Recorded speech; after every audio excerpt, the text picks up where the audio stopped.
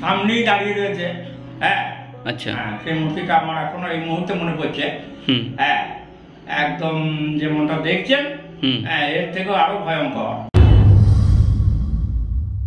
আজ আমরা আপনাদের বলবো পূর্ব বর্ধমানে পানাগড়ে অবস্থিত এক অন্যতম মন্দিরের কথা, মায়ের প্রতিষ্ঠা কাহিনী ও মন্দিরকে ঘিরে নানা জানা অজানা তথ্য। চলে এসেছি আজ আমরা পানাগড়ের একটি গ্রামে, যার নাম শেরপুর। এই গ্রামে রয়েছে সাধু বাবার মন্দির, যার নাম মঙ্গলময়ী মুক্ত অঙ্গন। সাধু বাবার নাম সত্যানন্দ। সাধু বাবা ছিলেন একেবারে সাধারণ একজন মানুষ। অত্যন্ত সাধারণভাবেই তিনি জীবন যাপন করতেন, কিন্তু হঠাৎই একদিন মায়ের দর্শন পাওয়ায় ব্যবসায়ী পরিবার থেকে বেরিয়ে এসে তিনি নিজেকে পুরোপুরি নিয়োগ করেন সাধনার দিকে। মা যেন ওনাকে হাত ছানি দিয়ে নিজের কাছে ডাকছিল। এ যেন সন্তানের প্রতি মায়ের ডাক। আর তারপর থেকে এক অতি সাধারণ জীবন যাপন থেকে সাধু বাবা চলে যান আধ্যাত্মিকতায়, নিজেকে পুরোপুরি সঁপে দেন মায়ের চরণ তলে। এবার বলি মায়ের উৎপত্তির কাহিনী। পানাগড়ের এই মন্দিরে সাধু বাবা মাকে ভয়ঙ্করী রূপে স্বপ্নে দেখেন। হ্যাঁ, মা স্বপ্নে নিজে দেখা দেন, তবে সেই রূপ ছিল একেবারে অন্যরকম। মা এখানে ভয়ঙ্করী রূপে প্রকট হন। স্বপ্নে মা তাকে আদেশ দেয় মন্দির প্রতিষ্ঠার। মা আমার সামনে একবারে এই সামনেই দাঁড়িয়ে রয়েছে। হ্যাঁ আচ্ছা, সেই মূর্তিটা আমার এখনো এই মুহূর্তে মনে পড়ছে। হ্যাঁ একদম যেমনটা দেখছেন, এর থেকেও আরো ভয়ঙ্কর। আচ্ছা, কিন্তু এখানে অত ভয়ঙ্করীটা না করে আমি দক্ষিণাকালী মূর্তিটাই নিয়ে এলাম। কেননা ভক্তজন আছে, হ্যাঁ আমার তো কিছু নাই, আমাকে ভিক্ষা করি করতে হবে। সেই সময় মা কি বলেছিলেন একটু আমাদেরকে? মা বললেন যে আবার কেন, এবার পুজো নিয়ে আয়, আমার পুজো নিয়ে আয়, এটাই।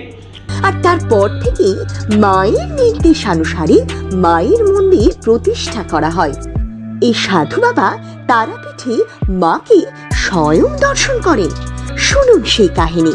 তারাপীঠে তো আমার যাওয়া আসা ছিল, এবং ওখানটায় থেকে ওই আশেপাশে চারি চতুর্দিকে ঘুরে বেড়াতাম, এবং সঙ্গে আরো অনেক সব সাধু বাবারা ছিল, তাদের সঙ্গে মিলেমিশে দেখেছি। আর একদিন ওইখানটা তখন তো ওরকম ছিল না, এখন যেমন দেখবেন তখন সব ওই সিমেন্টের বিশেষ কাজ কারবার ছিল না, খালি ওই মন্দিরটুকুই ছিল। তা ওই উঁচু জায়গাটা, ওখানে একটা মাটির ধাপের মতন ছিল, সেইখানটায় আমি বসেছি। হ্যাঁ, তো একটি আমি মায়ের কথাই ভাবছি, এমন সময় একটি খেপি মা ওই মানে হামাগুড়ি দিয়ে এসে পড়ে, দে বাবা কিছু দে, দে বাবা কিছু দে করে পয়সা চাইছে। আমার কাছে ছিল 10টা টাকা, 10টা টাকা দিলাম। তুই অনেক করবি, অনেক হবে, তোর সব হবে, যা, এই বলে আমাকে খুব আশীর্বাদ করেছিল। সে আশীর্বাদের দিনটা আমার আগে বলি নাই।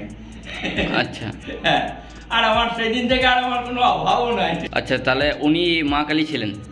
আমার মনে ধারণা যে ওই মাই, ওই মা। সাধু বাবা মায়ের ডাকে ঘর ছেড়ে বেরিয়ে বেশ কয়েক বছর তারাপীঠে সাধনা করেন। তারপর এই গ্রামে এসে আশ্রয় নেন ও মায়ের আদেশে মূর্তি প্রতিষ্ঠা করেন। মায়ের কাছে তিনি সবকিছু পেয়েছেন। বললেন এখানে এসে সব পাচ্ছেন, কি কি পেয়েছেন মায়ের কাছে থেকে? কি পাই নাই, সব বেশি ভক্ত, শিষ্য, ছেলে, বউ, মাথা কথার মতো ভালো জায়গা, মন্দির, হ্যাঁ এসব গেল কিছু ছিল। আচ্ছা, কিছু ছিল না। এই এত বড় বিল্ডিংটা তৈরি হয়েছে, আমি কি করছি? সাধনার মাধ্যমে মায়ের আশীর্বাদ লাভ করেছেন। আর শুধু তাই নয়, পাইয়ে দিয়েছে তার বহু ভক্তদেরও।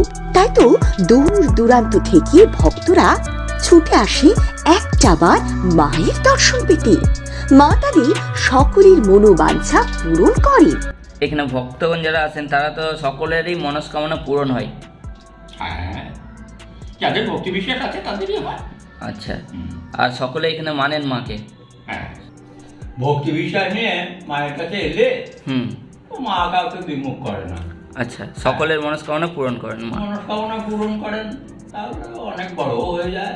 তারপরে তো বেশিরভাগ টাকা পয়সা দ্বন্দ্বগুলোতে এইসব খুঁজতে আসে, সেগুলো অনেক হয়, তারপরে আর তো আসা যাওয়াটা কমে যায়। মায়ের সাথে এই মন্দিরে একই সাথে অবস্থান রয়েছে বাবা মহাদেবের। বাবার মাথায় জল ঢেলে ভক্তরা আশীর্বাদ লাভ করেন। বাৎসরিক পুজোয় ভিড় হয় দেখার মতো। সাধু বাবা বহু বছর সাধনা করে তন্ত্র সাধনায় পারদর্শিতা লাভ করেন। অসাধ্য সাধন করে কঠোর তপস্যা করেন তিনি। মন্দিরের নাম মঙ্গলময়ী মুক্ত অঙ্গন, তাই তো এখানে আসলে সবার মঙ্গল হয়, কারণ মায়ের রূপ এখানে শান্ত, মমতাময়ী, করুণাময়ী। এবার বলি মায়ের দর্শন পেতে আসবেন কিভাবে। সোজা চলে আসুন পানাগড় ইন্ডাস্ট্রিয়াল গেট, যার ঠিক বিপরীতেই রয়েছে শেরপুর গ্রামের এই কালী মন্দির। ভিডিওটি কেমন লাগলো তা অবশ্যই কমেন্ট করে জানাবেন, এবং ভালো লাগলে লাইক ও শেয়ার করে সকলের কাছে ভিডিওটি পৌঁছে দেবেন। এই ধরনের আরো ভিডিও দেখার জন্য আমাদের সঙ্গে থাকুন এবং চ্যানেলটিকে সাবস্ক্রাইব করুন।